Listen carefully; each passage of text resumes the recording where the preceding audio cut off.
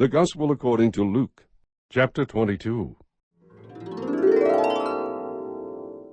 Now the feast of unleavened bread, which is called the Passover, was approaching.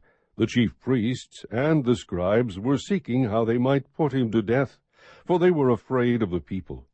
And Satan entered into Judas, who was called Iscariot, belonging to the number of the 12, and he went away and discussed with the chief priests and officers how he might betray him to them. They were glad and agreed to give him money. So he consented and began seeking a good opportunity to betray him to them apart from the crowd. Then came the first day of unleavened bread, on which the Passover lamb had to be sacrificed, and Jesus sent Peter and John, saying, "Go and prepare the Passover for us, so that we may eat it." They said to him, "Where do you want us to prepare it?" And he said to them, "When you have entered the city, a man will meet you carrying a pitcher of water. Follow him into the house that he enters. And you shall say to the owner of the house, 'The teacher says to you, Where is the guest room in which I may eat the Passover with my disciples?' And he will show you a large, furnished upper room. Prepare it there." And they left and found everything just as he had told them, and they prepared the Passover. When the hour had come, he reclined at the table, and the apostles with him, and he said to them, "I have earnestly desired to eat this Passover with you before I suffer. For I say to you, I shall never again eat it until it is fulfilled in the kingdom of God." And when he had taken a cup and given thanks, he said, "Take this and share it among yourselves. For I say to you, I will not drink of the fruit of the vine from now on until the kingdom of God comes." And when he had taken some bread and given thanks, he broke it and gave it to them, saying, "This is my body, which is given for you. Do this in remembrance of me." And in the same way he took the cup after they had eaten, saying, "This cup which is poured out for you is the new covenant in my blood. But behold, the hand of the one betraying me is with mine on the table.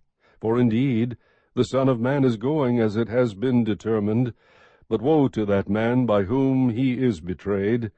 And they began to discuss among themselves which one of them it might be who was going to do this thing.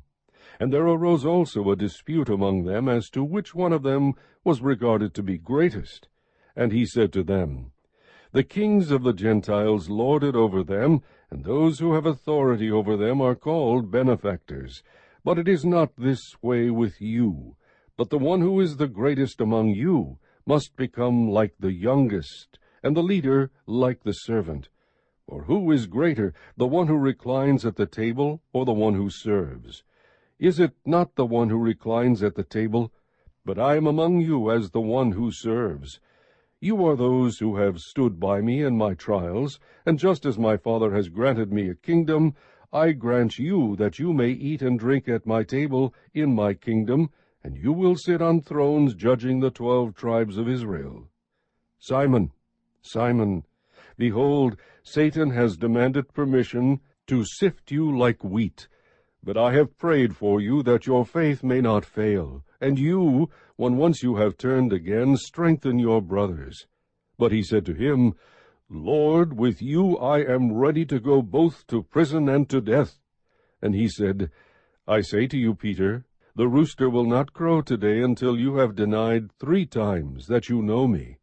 And he said to them, "When I sent you out without money belt and bag and sandals, you did not lack anything, did you?" They said, "No, nothing." And he said to them, "But now, whoever has a money belt is to take it along, likewise also a bag, and whoever has no sword is to sell his coat and buy one. For I tell you that this which is written must be fulfilled in me." And he was numbered with transgressors. For that which refers to me has its fulfillment. They said, "Lord, look, here are 2 swords." And he said to them, "It is enough." And he came out and proceeded, as was his custom, to the Mount of Olives.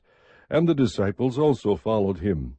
When he arrived at the place, he said to them, "Pray that you may not enter into temptation." And he withdrew from them about a stone's throw, and he knelt down and began to pray, saying, "Father, If you are willing, remove this cup from me. Yet not my will, but yours be done. Now an angel from heaven appeared to him, strengthening him.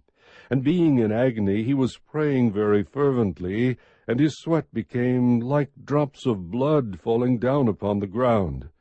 When he rose from prayer, he came to the disciples and found them sleeping from sorrow, and said to them, Why are you sleeping?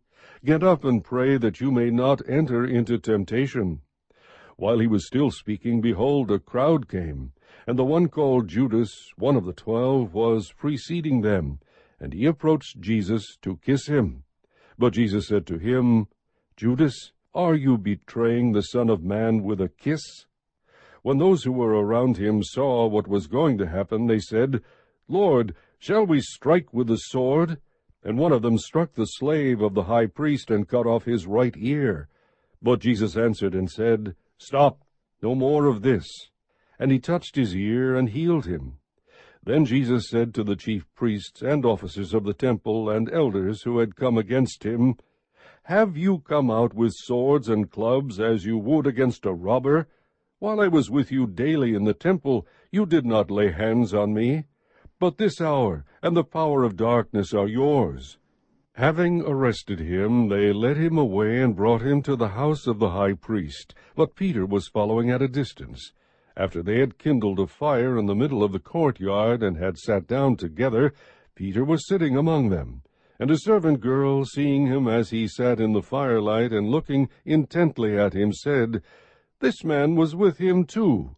But he denied it, saying, Woman, I do not know him. A little later another saw him and said, You are one of them too. But Peter said, Man, I am not. After about an hour had passed, another man began to insist, saying, Certainly this man also was with him, for he is a Galilean too.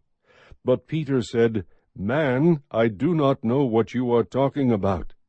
Immediately while he was still speaking, a rooster crowed. The Lord turned and looked at Peter, and Peter remembered the word of the Lord, how he had told him, Before a rooster crows today, you will deny me 3 times. And he went out and wept bitterly. Now the men who were holding Jesus in custody were mocking him and beating him, and they blindfolded him and were asking him, saying, Prophesy, who is the one who hit you? And they were saying many other things against him, blaspheming.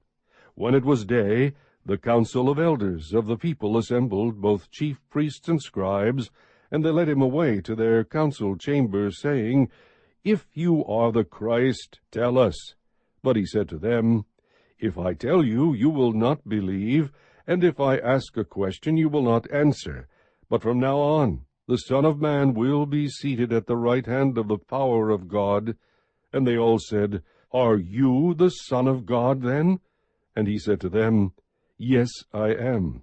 Then they said, What further need do we have of testimony? For we have heard it ourselves from his own mouth.